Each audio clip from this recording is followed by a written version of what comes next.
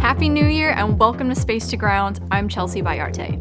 The astronauts in orbit celebrated their holiday season with some much-deserved time off, a special holiday meal, and views of the first sunrise over Earth on New Year's Day out the window. But like many of us here on Earth, it was back to work this week. Aboard the International Space Station, the focus was science.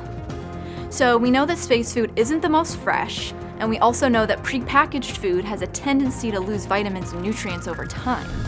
One experiment called BioNutrients 2 aims to keep the astronauts healthy on long-duration missions where fresh food is even harder to get.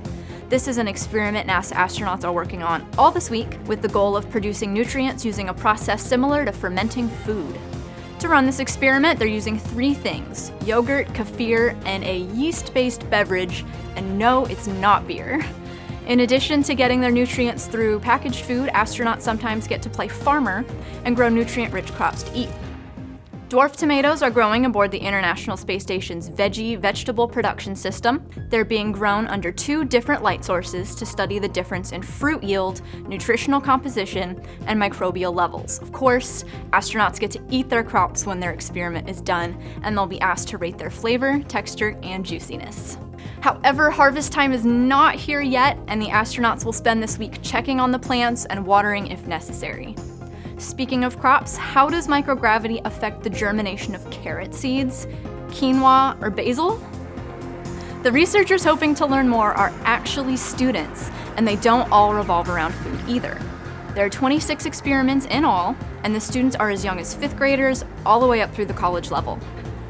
NASA astronaut Frank Rubio and Japanese astronaut Koichi Wakata will work on those for the students this week. This research is made possible by the cargo spacecraft that deliver them to the space station, so the humans in orbit can begin working on them. Sometimes these space freighters can even deliver some science experiments back to their researchers on Earth for further evaluation.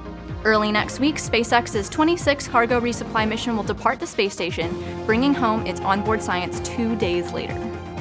That's Space to Ground for this week. Thanks for watching. Keep up with all of these experiments and more by following @ISS_research on Twitter. You won't want to miss it.